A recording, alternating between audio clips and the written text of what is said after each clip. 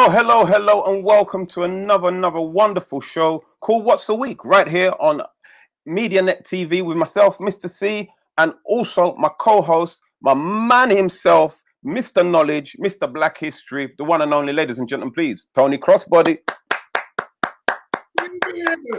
Hello, everyone. It's a chilly evening. The winter is setting in nicely. That's why. Listen, that's why I have on my grizzly bear jumper. My grizzly neck jumper, that's what I call it. So, yeah, no polo bear. It's chilly outside, and it's going to get chillier, man. The government says it's going to be a long, dark, cold winter. So we're going to be here to keep you guys company. 100%, man. 100%. So how has your week been, Tony? What have you been up to? Well, usual stuff. Working. I'm working on this little book I've got as a project, inspired by a few sort of positive comments. So that's keeping me busy, and and more about that as time progresses. Well, there you go. That's a MediaNet TV first on What a Week. Tony is actually becoming an author, and he's writing a little book. And knowing Tony, it won't be no little book, it'll be a big book with some big facts in there. So listen, if you're just tuning in for the very first time, this is What a Week. It's a show for us, by us, for you, for me, for we. And we like to cover all the things what have been happening during the week, so news, but also look at it from a black perspective. And again, one or two other little things as well. Today's show is going to be a little bit special because we have two wonderful guests on our show today. But first of all, Tony, the extension of blackness on our TV has continued, man. Oh, wow. Yes. It is the takeover. Let's see how long it lasts for, but they can't keep us off the TV, man. Yeah. Listen, it's brilliant at the moment. If you want to join in with the conversation, ladies and gentlemen, please drop your comments. We'll read them through. Everybody's saying, hey, the Let's Talk show. What's going on? Denise Richards, yes. Big up yourselves. Anybody else watching, please drop us a comment. We'll read them. We need your conversation in our topics of conversation today, ladies and gentlemen. Just letting you know what's happening on Black TV as well. Tonight at 10 p.m, I do believe, on ITV, we have the continuation of the Black Panel Show. The first time in this country we have a Black Panel Show where the captains of each team are beautiful Black queens. It's called Sorry I Didn't Know. Tonight's episode features comedy genius and legend Kojo, hosted as well by Jimmy Akimbola from Mr. Malik of Holby City fame. So make sure you tune into that. I want to start off today's conversation, Tony, with I have to, from a selfish point of view, Mo Gilligan's program, documentary, looking at Black British comedy over the last 30 years. It was called Black, British and Funny. And oh my days, what a shout out and a fist to the man. If you didn't catch it, please watch it on catch up. Was it what they call it on All 4? Is it All 4? Something the equivalent of catch up TV, isn't it? Yeah, All 4 catch up TV or whatever. It's called Mo Gilligan's Black, British and Funny. It came out last Thursday, and oh my days, every single comedian that I know was watching it. Some of us, including me, and I'm a bad man, I had tears in my eyes, bro. Did you see it? No, I'll be honest, I did miss it, and that is due to one of the shows I'm going to catch up on. I'm hoping that it actually went back to sort of the very early days in terms of 60s and 70s. How far back did the? Well, they started off with the very first Black British comedian, who was Charlie Williams. Oh my gosh, yes. Charlie Williams. So those of you under the age of 75 probably wouldn't even have heard of Charlie Williams. You remember Charlie Williams? You're gonna have to ask your great grandmother now, but Charlie Williams. Down a bit. He was the first Black British comedian to receive. He was the first Black British comedian to receive fame. on TV programs such as The Comedians, and then later on, this was one bit of fact that they added into the program, but I'm going to give you another bit of fact which they didn't add in. Charlie Williams was the first black British comedian to host a primetime TV show. And when I say primetime TV show, I'm not talking about like the Richard Blackwell show when it's your own show. I'm talking about a TV show such as The Golden Shot, The Chase, such as Deal or No Deal, those kind of programs. The Price is Right. He was the first black comedian to host one of those typical points, one of those typical primetime TV programs. However, he was from Lancashire, wasn't he, or somewhere like that? Was he? From Lancashire, that's right.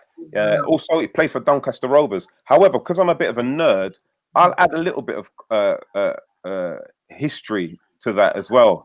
He was also the last. Right. So imagine, this is how much institutionalized racist the TV, where the first black comedian to host a primetime TV program was also the last. Wow.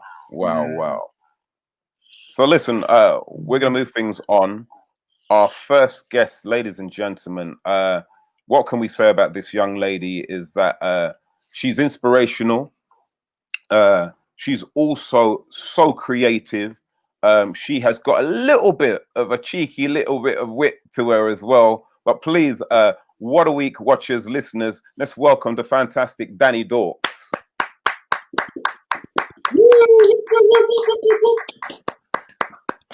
Hi, everyone. Welcome to the show, Danny. Thank you for having me.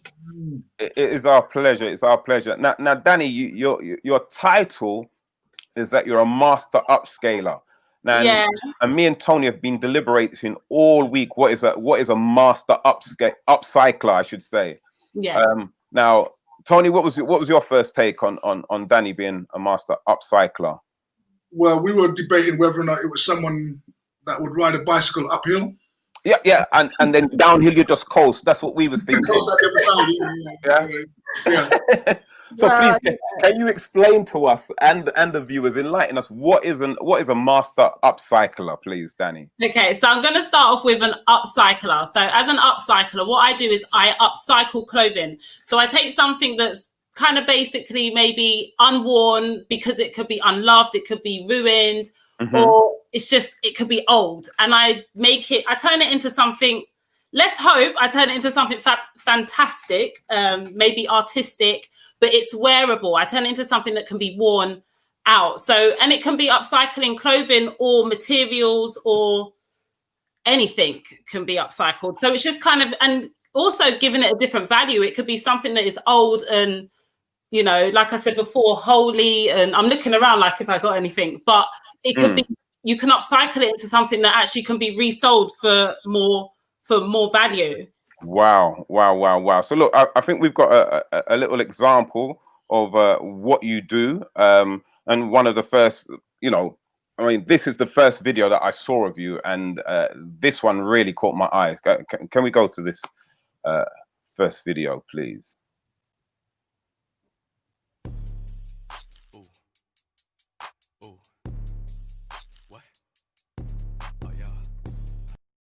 It's almost like you're thinking, and that's an IKEA bag, by the way. So we're gonna find out later on what you did with the IKEA bag, because the only thing I can do with an IKEA bag is lose money. Every time you put something in it, that's more money gone out of my pocket. Definitely. Now I know that your children play a vital part in what you're doing. Here's a little clip of your daughter. And this is something that you've inspired her to do. Oh, look at my baby.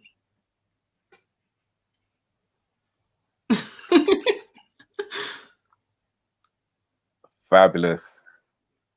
Yeah, she loves it. She loves getting involved. How important is it for you to get your children involved in what you do? It's really important because she actually makes stuff. So if there's ever any scraps on the floor from what I've been making, her dolls are wearing it. She's forever making new clothes for her dolls. Those tiny little LOL dolls, she'll be using it in her house as things like carpets or sleeping bags.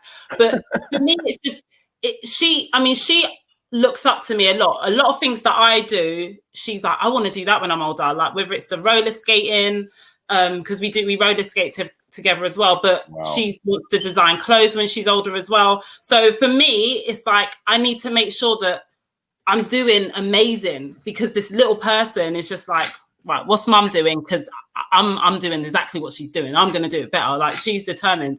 So it's amazing. But also just respecting, like not putting such a thing on having designer clothes. Like I don't rate designer clothes. And my son, he's amazing. Like I shop in charity shops. I prefer them because I know I'm going to have something that someone else doesn't have.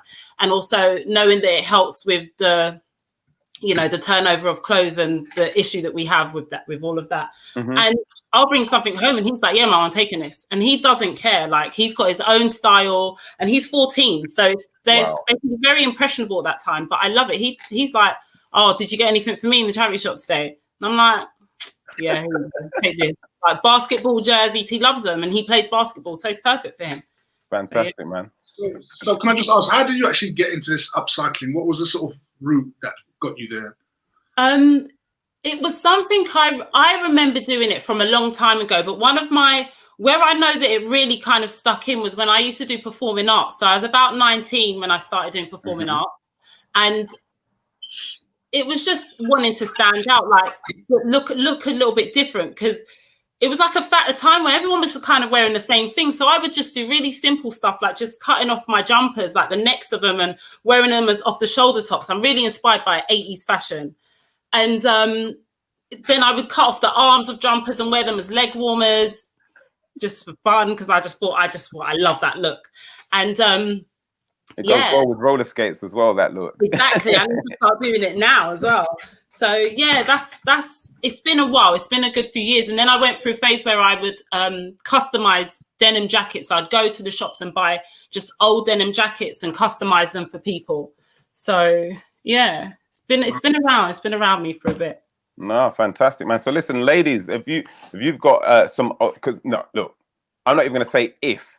I know all the ladies watching it have got some old garments, what they've got sit down in 1 or 2 or 3 or 4 wardrobes. Yeah. Where you're thinking, oh, you know what, I'm going to bag this all up. And like, some of it might be real good stuff, and you'll be amazed at what you can do when you upcycle. So let's just have a look here at some of your creations, Danny.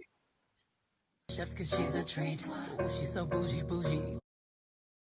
Whole team eat chefs cause she's a treat. She's so bougie. Bon appetit. I'm a savage, attitude nasty. Talk big shit, but my bank account match it. Hood, but I'm classy. Rich, but I'm ratchet. Haters kept my name in their mouth, now they gagging. Bougie. He say the way that thing move, it's a movie. I told that boy we gotta keep it lowly, me the room key. I done bled the block and now it's hot, bitch, I'm Tunchi. I'm mood and I'm moody. I'm a savage. Classy, bougie, ratchet. Sassy. Fantastic, man. Fantastic. Denise Richards would like to ask, Danny, do you do any courses online? Do you know what, Denise? I haven't, but definitely that is something I'm looking into doing. What I've been doing at the moment is doing videos, tutorials on my Instagram and posting them. So a lot of people have been following them and sending me what they've made, like via whether it's taking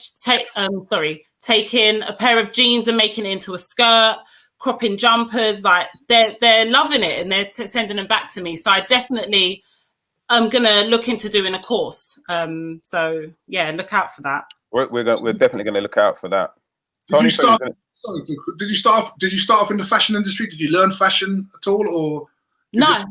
I never learned it. My nan was a seamstress by trade, and my mum and my aunt used to sew. So growing up, I would see my mum make stuff. Like she would make my sisters and my mum, my sisters and my communion dresses, or school dresses and stuff like that. So it was always around me. So I had my first sewing machine, a little kiddie sewing machine, when I was about 7 or something, which she bought here a couple of weeks ago. And now my daughter's like, can I have it? But I don't think it works.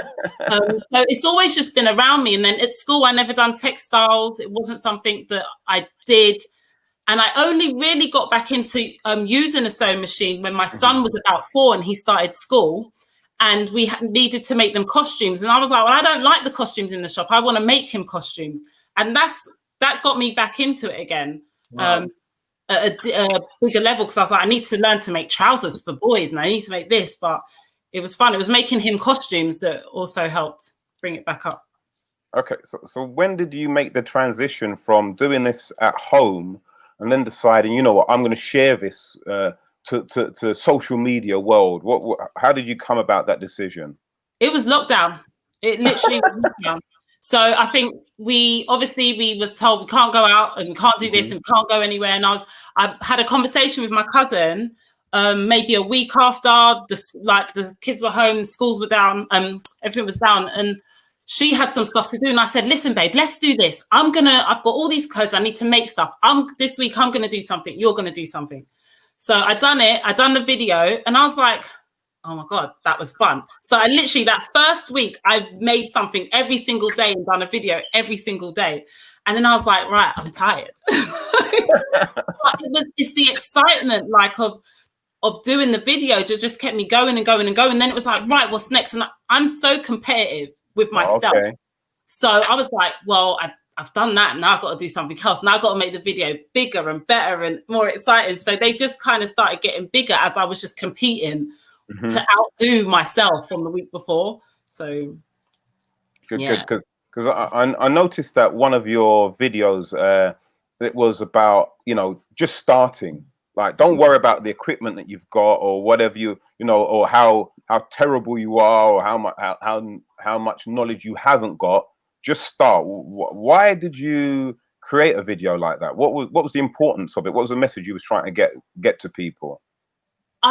For me, so that was very personal, because sometimes I say stuff because I feel like I might have had a conversation with someone else and and it just made me think, but that was 100% for me. And I feel like I've always gone through stuff wanting to do something, and I'm like, I can't, and it's that overthinking. What's this person going to say? They're going to look at me like, well, why are you doing that? What's that about? And it's a fear. So we fear what other people are going to think, and we fear what other people are going to say. And it's just like, just do it and don't care. Just do it and get it wrong and try again. And I just think there's so many things that we go through in life, and we don't do it. We just don't do it, or we wait till it's too late to do it. And my dad passed away a couple of years ago, and he was doing his degree in the process of passing away. Not in the process, he was doing his degree, and by the time he passed away, he had got enough credits to get his degree. And me and my sisters, we walked on stage to pick up his degree for him. And it just, for me, that was another thing, don't wait, you just got to do it.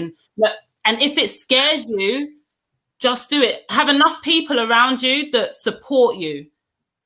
Because I think sometimes people say, don't talk to people don't tell people what you want to do, because they'll put you off. But you need to know that you haven't, there must be some people in your corner that just support what you want to do. That's right. You've got to make sure you've got those right kind of people in your corner. They don't necessarily have to be your family or your best friends, but you've definitely got to have a nucleus of people who you can get that positive kind of conversation from. Definitely. Like-minded, go for it. Just go for it. They might even think it's crazy. They might think, okay, but they'll say, just try it. All you got to do is try. But well, look, you've got a very good amount of fans here. Denise Richards is saying that she's got a platform for you to try it out on. So she's asking me if I can send her your details later on. So that's all good. Thank you, Denise. Sorry for that squill. And I just want to say, look, this is how creative Danny is. We saw her with the IKEA bag earlier on. Let's have a look at this. Have a look.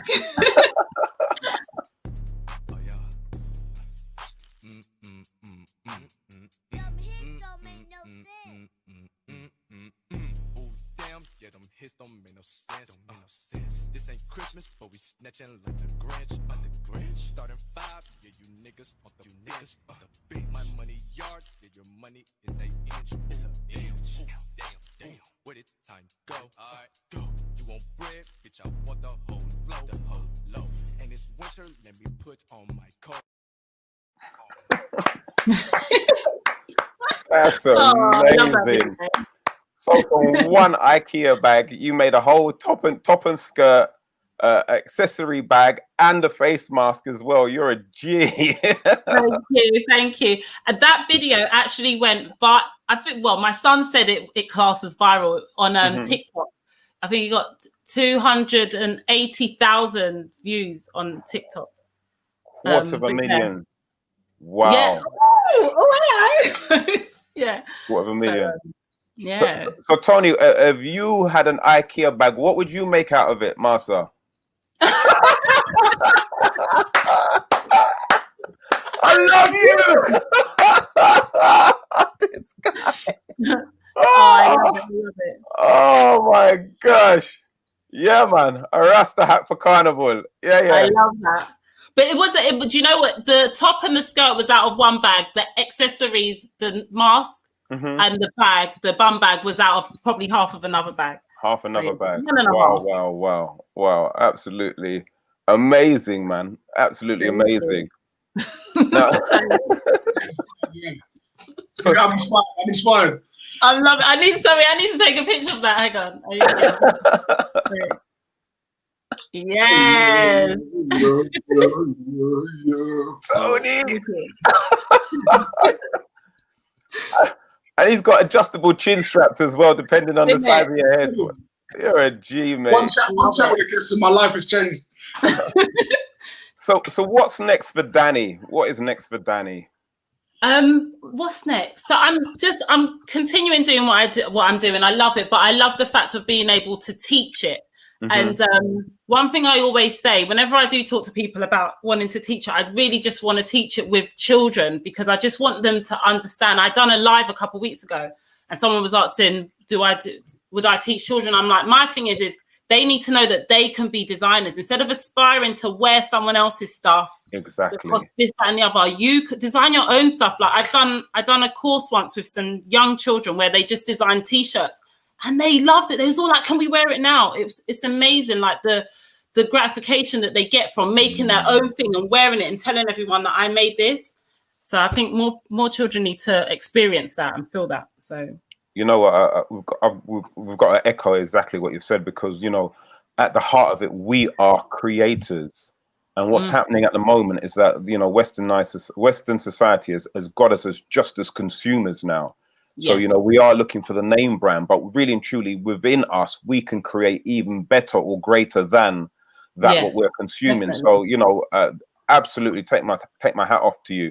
For just a final thing we want to cover with yourself, Danny, is that you had a post talking about, you mentioned it earlier, you know, the fear, and also you spoke about the power of words. And let's have a look at the clip, and then we'll come back and have some questions as regards to it.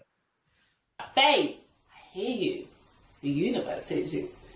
How about this? I have my beautiful cup that my mum got me for Christmas. A little biscuit. So we're going to have a quick old dunk in there, you know.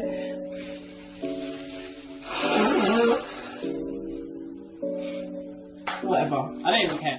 I don't care, because I have a message. A message is what matters. This morning I was in my kitchen and I was just like, right, today we're going to do this and we're going to do that, and I'm going to drive forward, because the fear, no more fear in this and no more fear in that. It's fear, it's just fear. And then I stood there and I was just like, it's fear.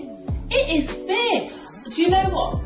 We have to be so intentional with our words, and it's like we forget how powerful our words are. You hear people say all the time, the words are so powerful, but at the same time, we're bringing in this energy of stuff that we don't want. I don't want fear, so why am I speaking about it so much? Why am I putting fear on this pedestal? Like, fear might as well have a frigging plaque. Like, I might as well have a trophy saying congratulations.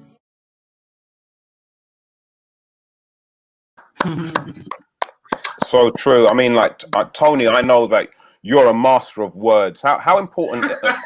No, you are, Tony. Listen, I know you are, my brother. Don't even try and play it down. How important are the words that you say to yourself? I'm going to ask you first, Tony, and I'll come back to you afterwards, Danny. How important are the words that you say to yourself, Tony? Well, I mean, extremely important. I mean, words. Creation came out of the word, right? You know, in the beginning, right. God said, "Let there be light." Yes, so He spoke it into existence. Right, right. So therefore, and as you pointed out, being a creator, you can create much of your environment, your surroundings, mentally, through the things you tell yourself. But oftentimes, you have to combat with things that people have told you when you were younger. So for your parents, for example. Right. So the words spoken to you as well have an impact. Okay. So you have to work to combat that, you know, and record new words for yourself, because, you know, again, the Bible says, out of the abundance of the heart, the mouth speaks. So what's inside of me, what's coming out of me. Yeah. So I totally agree what you're saying. Yeah. So can just give us one example of something where you've had to self-talk yourself, then, Tony, please. I think this. You know what? When she was talking about the fear there, I really could. I could really associate with that, because sometimes you're fearful of what your contemporaries might think of what you're trying. You see? So even though you say, well, you've got people in your corner, sometimes the people are in your corner, but because they won't try what you're prepared to try, they might not pour cold water, but they'll say, well, will it work? Do you think it'll work? And that could be very important if you really trust, you know, that friend's advice. And you have to really tell yourself, well, look, I've already made up my mind of what I'm doing, regardless of what they say, whether they actually doubt it or not. I need to push forward, but I'm gonna let them know anyway. And so that point about fear, you know, I could really associate with that. So Danny, for yourself, when you was talking about the importance of words, what was you going through at the time? What made you kind of come to that kind of realization? I think, if I remember correctly, at the time, it was a lot of people just asking me why I wasn't doing something, why I wasn't. I can't remember exactly what it, because I feel like I've gone through a phase of doing a lot of stuff, very creative. I'm in a lot of creative pies, basically, and I love it. So it's like, Dan, why aren't you here? Why aren't you there? And I'd be like, oh, you know, I'm not sure. It's a bit of fear. And I kept saying that. I heard myself, and I think at some point I said, I keep saying that, like, that's my excuse. I've made it my excuse and my reason why I've not done this. Instead of saying I just haven't tried, I've said I'm fearful. So I was like, nah, stop it. Just stop saying that. Like, stop putting that as your reason. Like, just say I'm gonna do that. I'm gonna give it a go. And that's so important, because like even in the documentary, what Mo had, Black, British and Funny, that there's a clip of me saying that you're never gonna see the likes of me on TV. And again, that is something which I was subconsciously kind of brainwashed into thinking about myself, because of this, you know, this glass ceiling which is put on Black people in general in this country, and very much so in entertainment, very much so on representation on TV. So when people were saying to me, oh, you know, you're fantastic, you're a great comic, you know, when are we going to see you on TV? My experience had subconsciously taught me to now doubt myself ever being on TV. So I was saying to people, you're never going to see somebody like me on TV. Yeah. You know, they're never going to allow somebody like me on TV. So I was speaking my own demise into existence. And it wasn't until a young lady said to me, why would you say that about yourself? Why wouldn't you say, yeah, you're going to see me on TV soon? So it's ironic that the time when you hear me say that on TV, I'm actually on TV. So it just goes to show that, you know, that you have the power within your own words for your own destiny. And the more we realize this, the quicker we will start to see things happening and change. So, oh my God, listen, I'm excited to see what you're going to come up with next, Danny. How can people get in contact with you? How can they see more about your content? But do you know what I share? I'm always on social media, so you can follow me mostly on Instagram. So follow me on my Instagram, which is @isitdannydorks, and yeah, I have a YouTube channel which I'm working on becoming more there. So I'll be doing that. I'll be upcycling. Upcycling. But yeah, I'm mostly on I'm mostly on my Instagram, so you can find me on there. Slide in my DMs, and also my email address is linked to there if anyone ever wanted. No, you have to be careful how you say slide in your DMs. You know, we got some old crusty man on the air, you know. Some one teeth yardy on the air, you know. They'll be like, yeah, Danny, can't slide in. You told me to pass through, and I'll be like. We have one click suit from back in 1976. You can't turn it into Armani. Listen, do you know what? I would love to get my hands on a click suit. I'm not even gonna lie. I'm not gonna lie. All right, so Tony, just let her know when she can receive the link. I can't fit it no more. Listen, Danny, send it my way.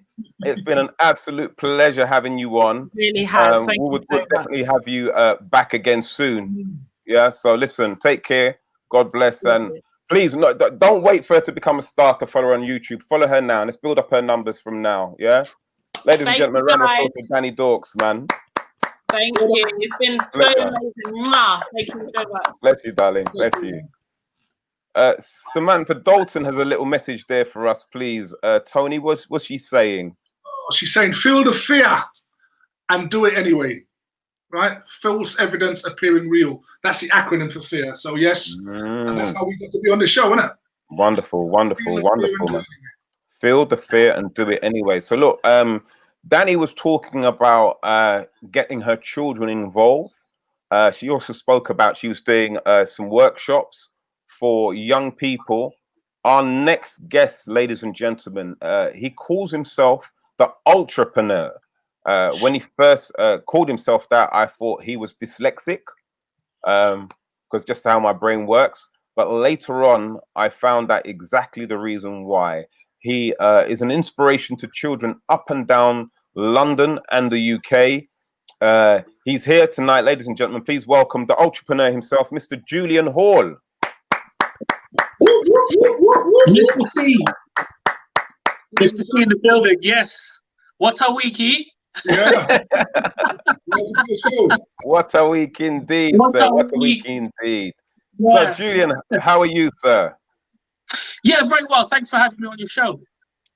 Listen, it's our pleasure, man. First and foremost, I know that you have an absolutely massively busy schedule. So the fact that you're here, we say thank you. I'm surprised that it's just you one, because I know that you always have our children with you, no matter where. If it's not your own children, you got somebody else's children with you. No worry, man. No worry. Come. My... Oh! And who's this superstar we have? A family thing. Let's up, man. What's your name, young lady? My name is Naria. Naria. Yeah. Pleasure to meet you, Naya. All our watchers, listeners, please give her a little wave.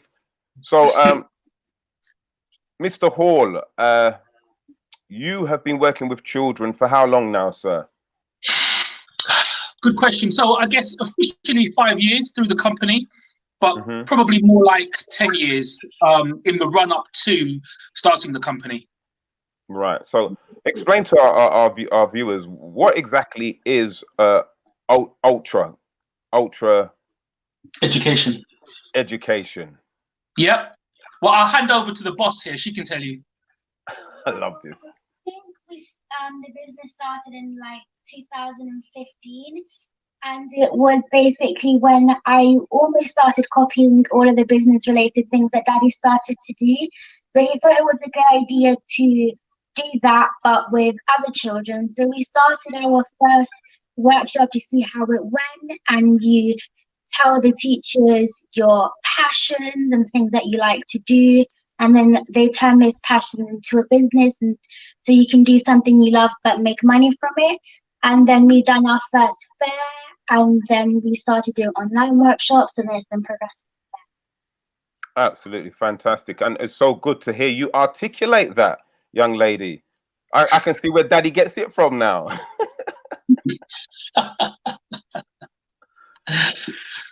So Julian, it's the business has evolved. I noticed that you've got a podcast now called Ask Ultra. How did that come about, and what's the reasoning for it?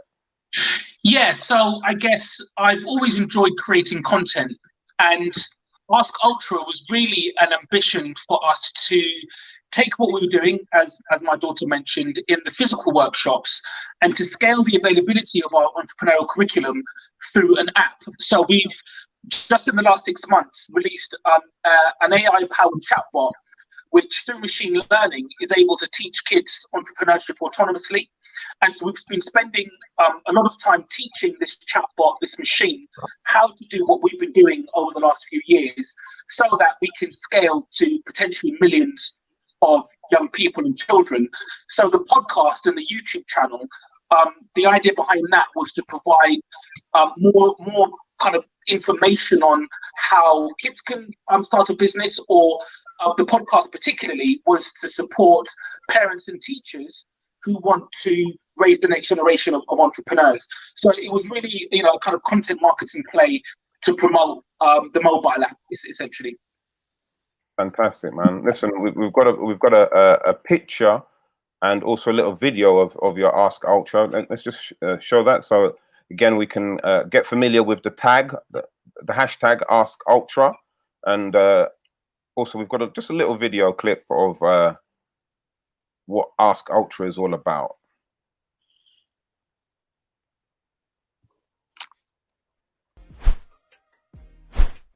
Welcome back to the Ask Ultra Show. I'm Malachi. And I'm Julian. Now, before we get started, what is today's riddle? I am the beginning of the end, and the end of time and space. I am essential to creation and surround every place.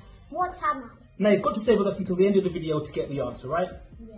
If you're thinking of starting a business or you already have one of the most important things you absolutely 100% must do is understand the problem you're. Fantastic. Wow, so impressive. And you know what? It's so good to see the passion that you inject into our young people, man. I've seen them start workshops where they're shy, they're apprehensive, they're not quite clear or know how to articulate their hopes, their dreams, their idea. And then I've seen them at the end of the workshop, Julian, man, and I see the brightest of sparks in these children. Again, this is a very good question, what Denise Richards is asking. What's been the government's response to your program? Do you know who the government are?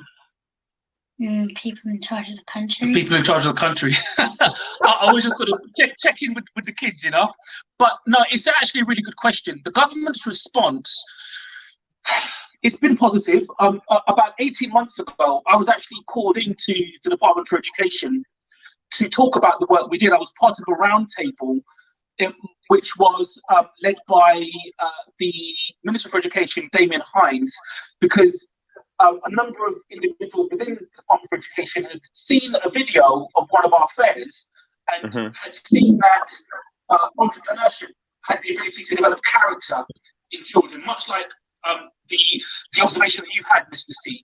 So for them, they know that you can't teach character. There wouldn't be a lesson called character. So they were looking for vehicles by which young people would develop their character. And the reason for that is because Damien Hines concluded that you can have two people go through their education, both do the same in terms of academic grades, but if one of them had developed their character further than the other, that their life chances would be higher. So they recognize it isn't just about purely academic achievement, but it's the development of self.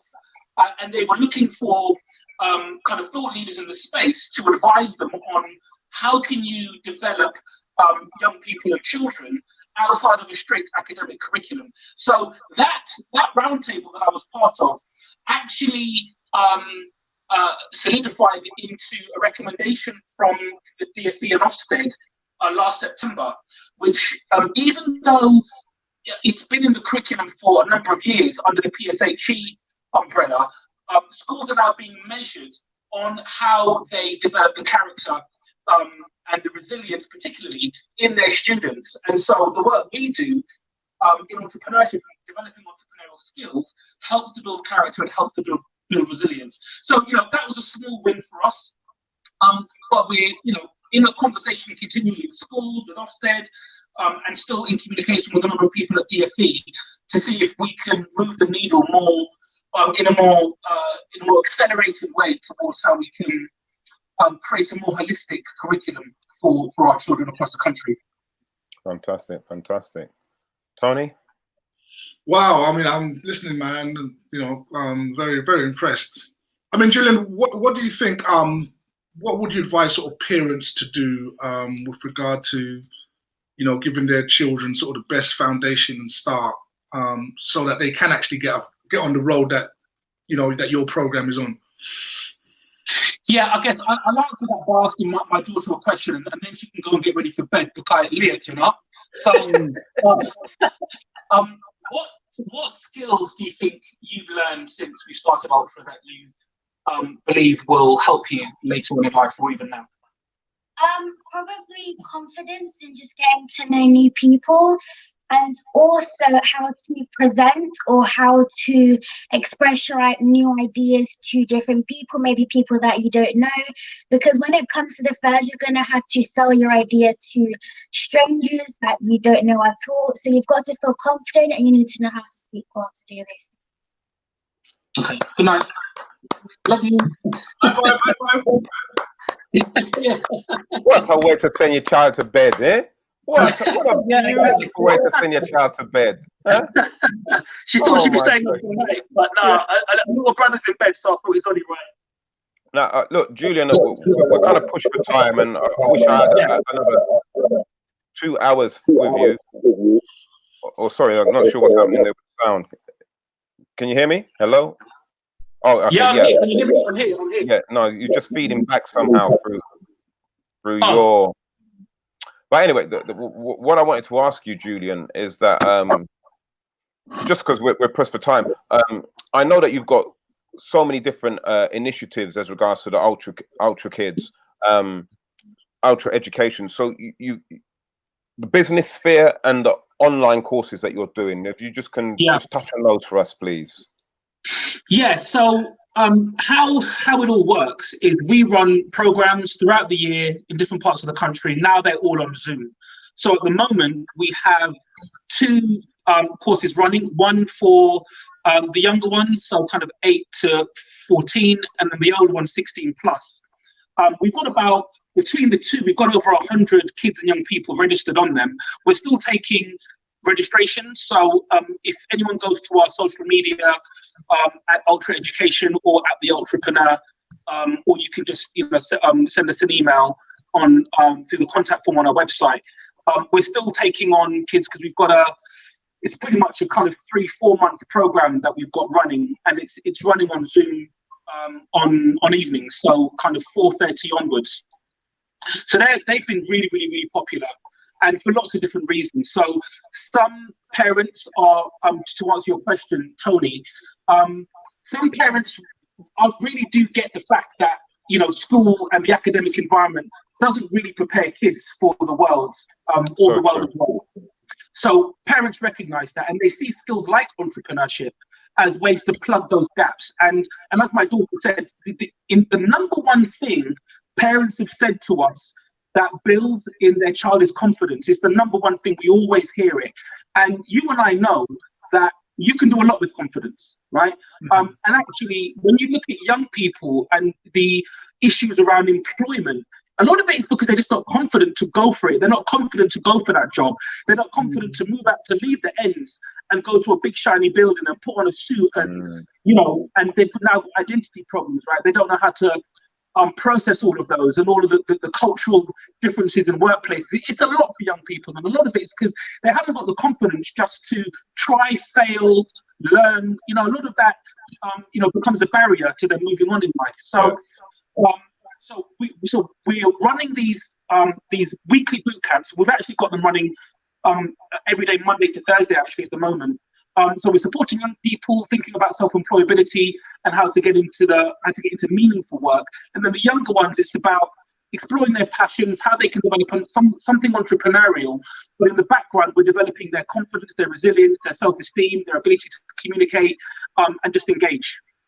And yeah, and even if they don't end up, you know, creating their own empire, once they join anybody's organization, they're going to be a valuable asset, because they come equipped to do it themselves anyway. So, you know, it's a win-win situation for them and also for any potential employer.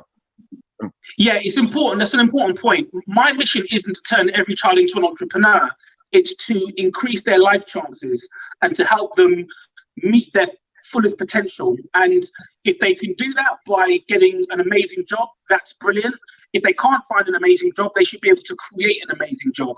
And sometimes, you know, people go into work and then they have a side hustle, then they start their own business, then they go back into work. It's not a binary decision either way, right? But what it does do is it does give you options, and it makes you a lot more employable, as you've just said.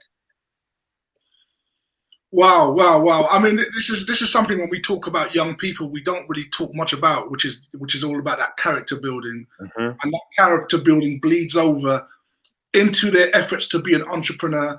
And as you said, even if they don't make it, what they've learned is how to try, right? And to learn from failure. That's what builds character. So yeah, Julian, that's it's fantastic, bro. Really, really great stuff. Thank you, man. Fantastic. So what kind of success stories have you had, Julian? Yeah, so many of you would have seen Amari McQueen, whose older brother started with us.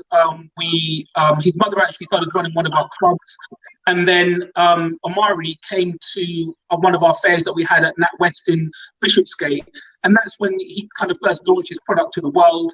He then about 6 months later did it again at the Granville in Queen's Park, and you know, he had a real flair for what he was doing, and he was just able to capture the imagination of so many people around the UK around the time when people were starting to think about eating more healthily. He decided to become vegan. So, you know, many of you would have seen him on your timelines. He was given a pop-up by, you know, through Box Park. He's doing a lot of filming at the moment. So he's been, you know, an incredible case study for us. We've also had a young man called Alex Phillips, who's been with us for a few years. He was featured in Forbes. His business is tracking between £20,000 and £30,000 a month using drop shipping, and he's at the age of 15 delivering workshops to over 60 kids on Zoom about how to market online, right? And you know, and we've had loads of kids featured in local and national press over the years. And you know, for me, it's just really about how we can show more of those examples. And to help them kind of see it to be it, because when they see other kids doing it, that's when they really start to connect.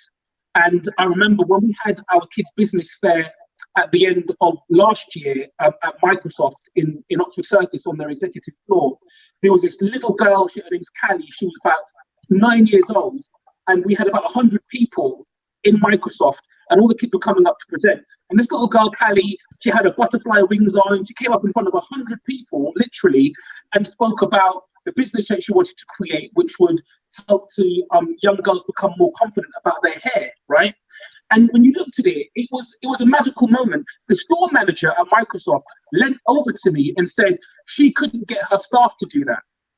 What that little girl did, she couldn't get her staff to do it, right? Come on. And she said, whatever you're doing, whatever the magic dust is, keep it on, because, you know, later on in life, as we know, one of the biggest fears is a fear of public speaking, right? And whether it's public speaking, whether it's presenting in a meeting, whether it's going for an interview, whether it's taking opportunities like this, you know, lots of people just won't do it because they just haven't got the confidence and things like that. So I think that building that in, what really excites me is all of the kids that we've been working with, what they're going to be like in 10 or 20 years' time. I can imagine. I can only imagine. You know, it's mind blowing the possibilities, and it's not just the work that I'm doing. There are lots of great organisations around the UK who are working with young people at a young age and developing their skills. And I just think that if we keep doing that and we don't let it slip and we just keep supporting each other like you've supported me, Mr. C, then I think young people have a bright future ahead. Definitely. Look, you spoke about Amari. There's another one who, again, has absolutely blown my mind, was Ranveer Singh Sandhu. I think we've got a little post of this guy here. I remember meeting this guy. I think it's this 15 years young, and he's an accountant. And he said he wants to be a millionaire by the time he's 25. And listen, trust me, he's underestimating himself. This young guy is an absolute. He's a G. Story about Ranveer. So Ranveer, he's 16 now, and yeah, he's just such a great kid. We had an event at level 39, which is the top floor of Canary Wharf Tower. That's correct. We were invited to an event there to talk about business and the purpose of business. There was Oxford University, there was level 39, there was a contingent from Germany, and all the rest of it. Anyway, so we had about 10 of our kids there who were kind of sharing their ideas with the grown-ups and stuff. But on the way, Ranveer was coming there with his mum, and as they entered Canary Wharf, Ranveer's mum said to him, Ranveer, if you keep this up and you do really well, one day you will be working in a place like this. And Ranveer said, no, mum, one day I'll own a place like this. Lyrics, the words, man. It's all about the words you say. The use of the bars. And I just thought, yeah, but what it said to me was that even us as adults will underestimate our kids, or underestimate the ambition of our kids. And I mean, we're well-meaning, we want them, but even we're not sure how far they're going to go, right? And so, I think he's another really, really great example of kids who have, created an example for others, really. Fantastic, man. So listen, Julian, man, we're approaching the end of time, unfortunately. How can people get in contact with you? Please, adults watching this, parents watching this, uncles, aunties watching this, let us encourage our children to become more than what the standard form of education is failing them to become. We have a wonderful opportunity here with Julian Hall and the Ultra Kids Club. Please, how can we find out more about you, Julian? Let us know. How can sure. So you'll see Twitter and Instagram at the Ultrapreneur. Yeah, so at the moment, you can get to me on Instagram or Twitter at the Ultrapreneur, or if you Google Ultra Education, we're active on all social media platforms. You can email us info@ultra.education. You can call us 0800 81 33211. We're not hard to find. We will respond. We've got a great group of facilitators. We've got about 8 or 9 facilitators who've been with us for a very long time. We've had to recruit another 3 or 4 facilitators recently and start training them because of the demand. I would just like to just say this, though, that entrepreneurship, in my view, is the greatest opportunity that we have to transform the lives of children and young people today. 10, 15, 20 years ago, the barriers to becoming an entrepreneur were huge. Today, there are no barriers. We've got so many different platforms and mediums and examples. What used to be the reserve of privilege, and if you were in the right networks and had the right connections, then it was easy, and that wasn't available to everybody. Now it is, and this is what we're here to do. This is what this is our mission and our purpose, and it's we're passionate about doing a really, really good job and supporting your children and your students. Wonderful. Please, ladies and gentlemen, let's give Julian Hall of Ultra Education a tremendous round of applause for all the work that he's doing with our young stars, man. Listen, we're going to get you back on the show, and we definitely want to see some of these children. We want to see some of these bright stars, what kind of things they've been setting up. Hopefully, and they'll encourage other children and other parents to become entrepreneurs as well.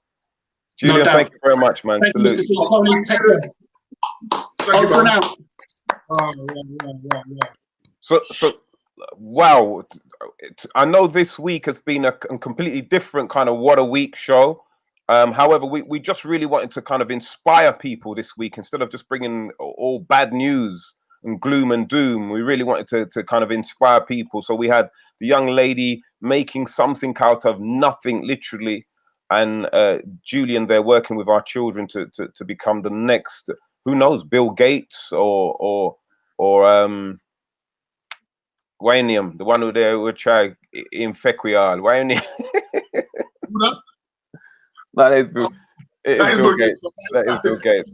Yeah. We've just got enough time, ladies and gentlemen, to finish with Tony Crossbody, always dropping some golden bits of nuggets on us. I know he's got that little surprise look on his face, but I know, yeah, man, Tony, Black History Month would not be the same without the nuggets that you've been dropping on us, you know, for these last couple of weeks, man. Me personally, you've taken me on a journey. I've had people WhatsApp me, text me saying how they love this element of the show. So, Tony, I'm handing over to yourself. What have you got for us this Black History Month? Well, you know, to be fair, brother, I'm standing on the shoulders of giants and people who have done this work and research over the last 30, 40, 50 years. So let me not act as if this is anything original on my part. So I'm not reinventing the wheel, but collating the information that, you know, other studious persons have done and have helped me to basically create a picture. So can we just put up the first slide?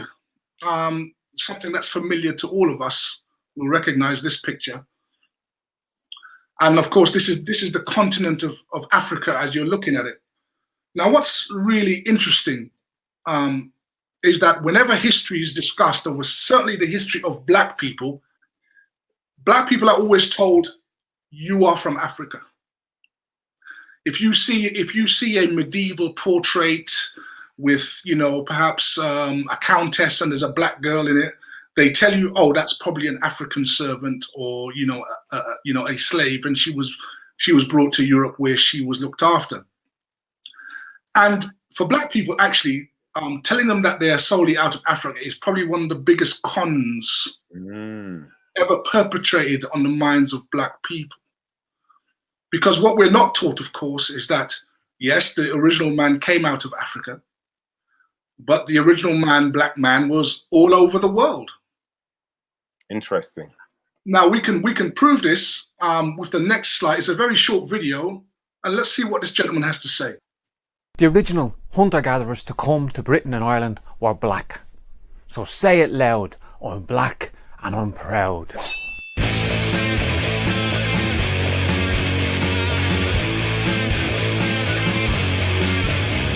So-called Cheddar Man, a hunter-gatherer and one of the first people to populate the islands of Britain and Ireland, turns out to have dark skin, black hair and blue eyes. Now this shouldn't come as a surprise to most Irish people. If you look around Ireland today, it's evident that the... There you go.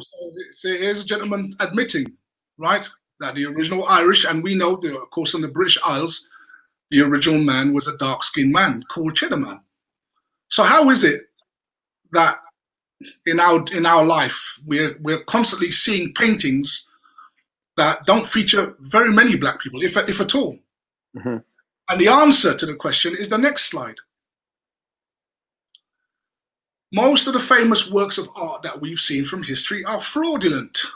They are fake. And doesn't that make sense? Why? Because if the first man of these islands was a dark-skinned person, well, why wouldn't the rulers, the monarchs, kings and queens of this country also be dark-skinned? Let's move on. Here is an interesting picture. Of course, this is not a Black man, but this man his name is Charles Lennox. Right? Lennox is a Black name. Definitely, Lennox is a Black name. If you Google this man's name, this is the picture that you will see. Okay. Next slide. This man here, called John Mackie, wrote a book, and he's a contemporary, right, of Charles Lennox. And in his book, he actually describes Charles Lennox.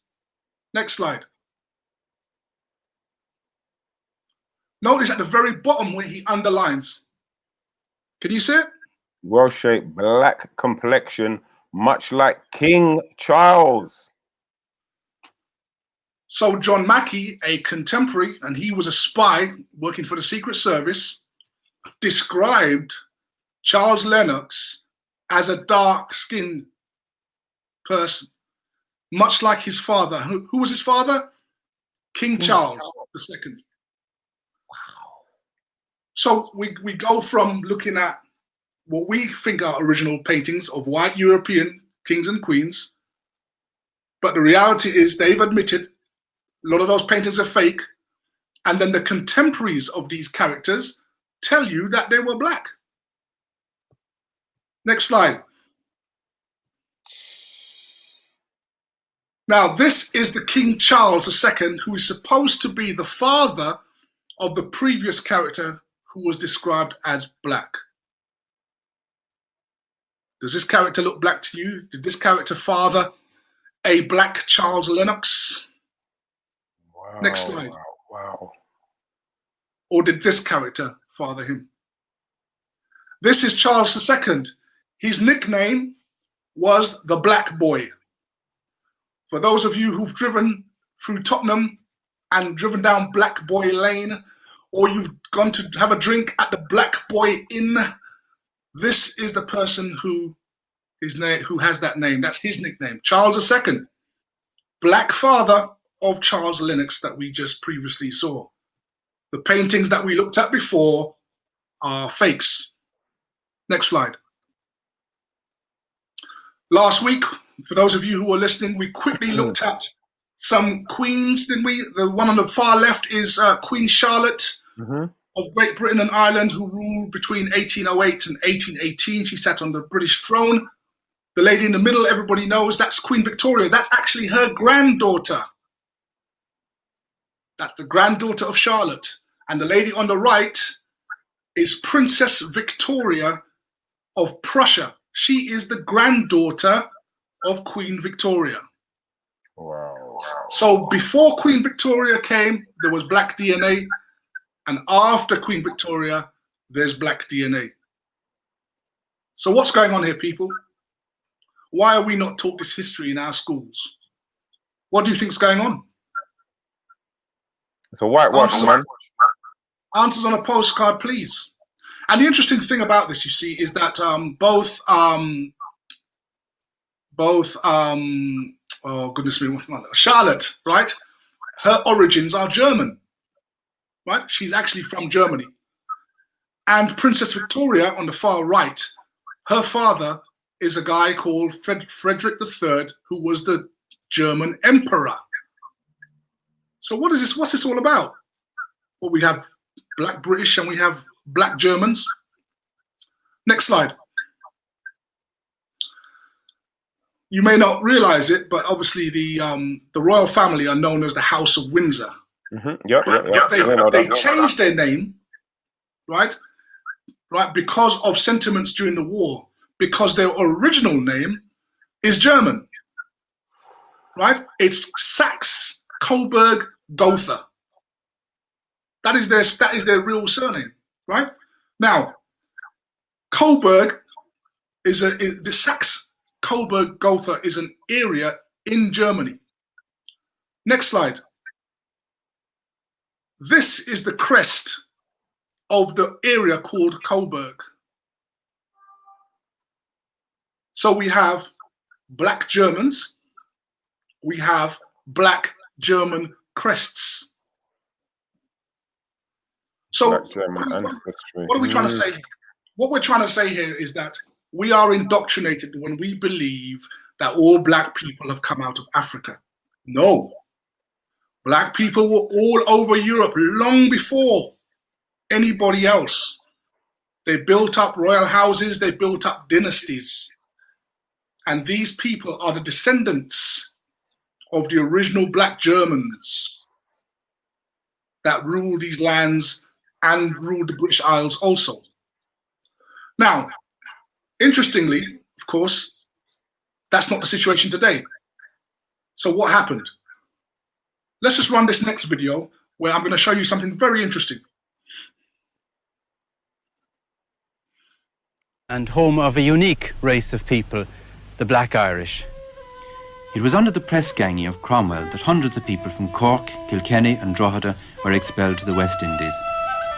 They would have arrived just as the first importations of African slaves took place. So, both cruelly uprooted from their homes, Irish and African Negro shared a common suffering, a common grievance, and for the most part lived together in peace and common understanding. Mm. I wonder if we can just, before, I want you to run that again, but let me just explain what they're saying there if you missed that. The narrator was basically saying that these black people on the island of Montserrat were taken from Ireland and brought to the Caribbean, where they were uprooted just like the African slaves. So again, this story that all black people who end up in the Caribbean are from Africa is not entirely true. Please just run the video once again and listen to what the narrator actually says.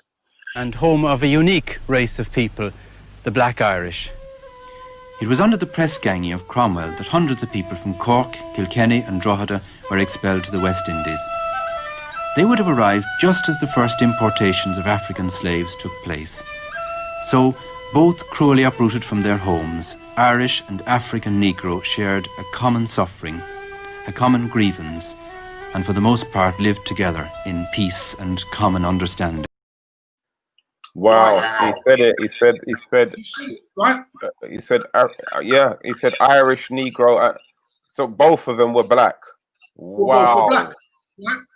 And it's not just the Irish, of course, it's a Scottish as well, right? Wow. And what happened is that they were driven out, right, during the days of Oliver Cromwell, put on ships and sent to the Caribbean, where they worked alongside the African slaves, right? The ones who were enslaved from Africa.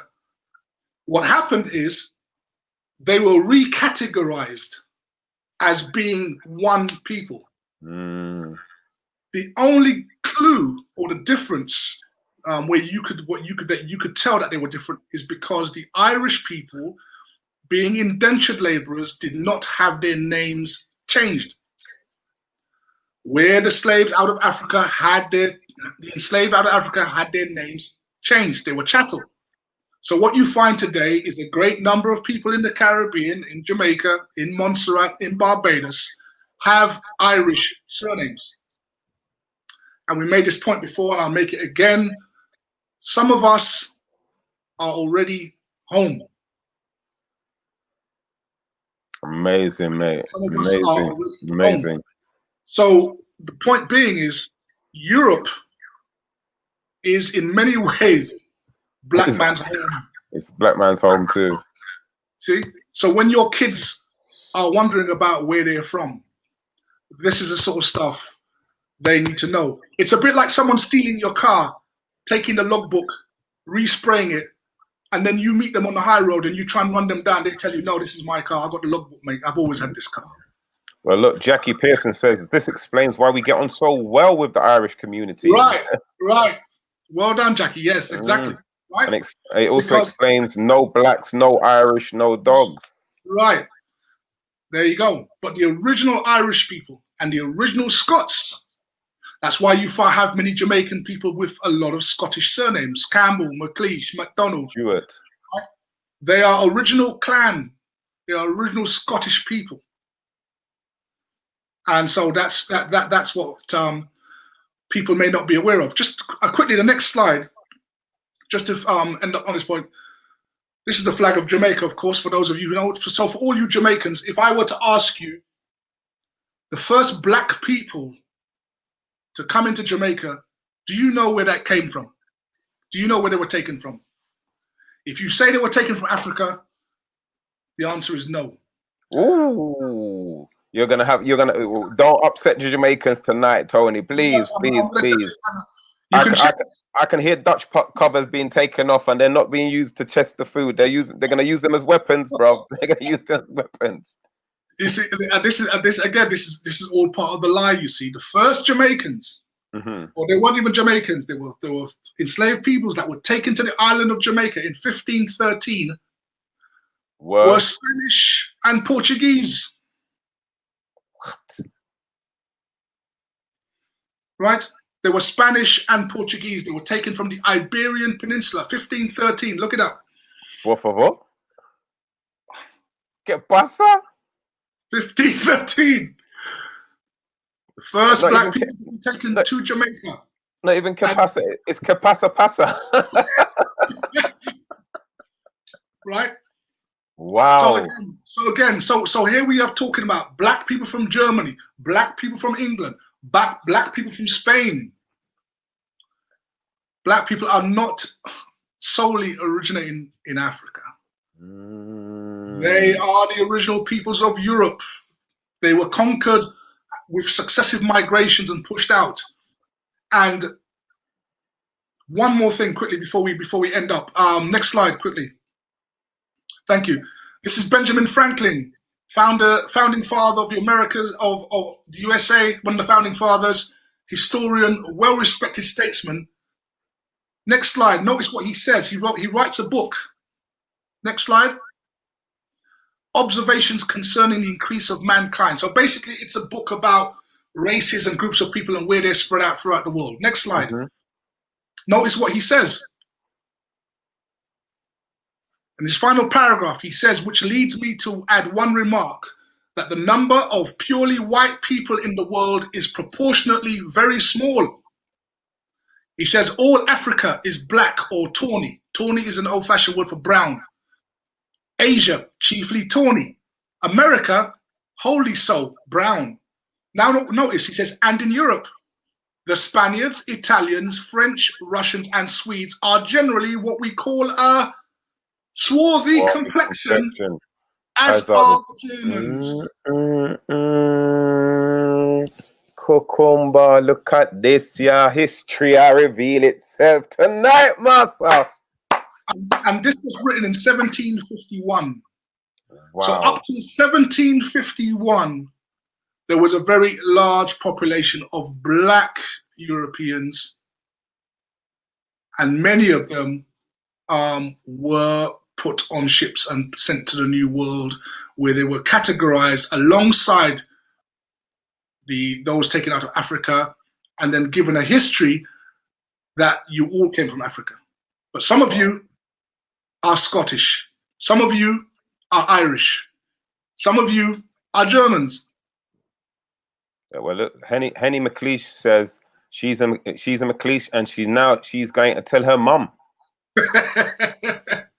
Blossom Nation says that's why they have a Spanish town in JA. Well, Port Antonio. Jamaica has a very strong Spanish influence. Most people very don't much realize so. the first Jamaicans, the first black people that touched down in Jamaica were out of Spain and Portugal. Yes.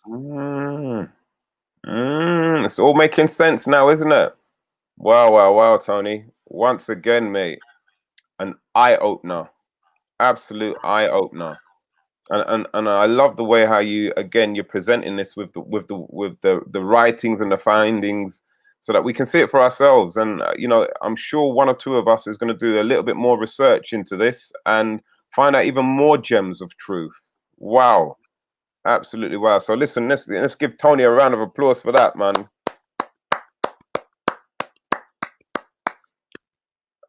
I can't wait to see what you're gonna bring next week, mate. No, it's a fascinating history. Black people are they're a special people. They just don't they know they are, but they don't know what they are. So we'll be breaking that down. I reckon the Queen's watching this, mate. She's like, yes, tell them about my family. Tell them. Tell your Philip. leave the darkies alone. They're family. Hey, I hate them. Philip? Oh, listen, we'd like to say thank you to each and every single one of you who've been tuning in this week. Again, we'd like to thank our two guests, Danny Dawkes and Julian Hall. We would like to thank all of our listeners, all of those who've contributed through the conversations, through the comments. Denise Richards, Natalie St. Mark, Henny, Jackie Pearson, Blossom Nation, so many other people as well. I want to say thank you.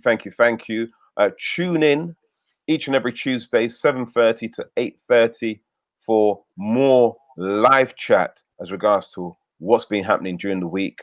Next week, we go back to normal. We will be covering topics what have been hot in the news. No doubt we will be talking about coronavirus and the latest legislations that Boris and his cronies have imposed upon us. But we will also come up with some golden bits of nuggets as regards to what's happening within our own communities. Final thoughts, final words, Tony Crossbody, please.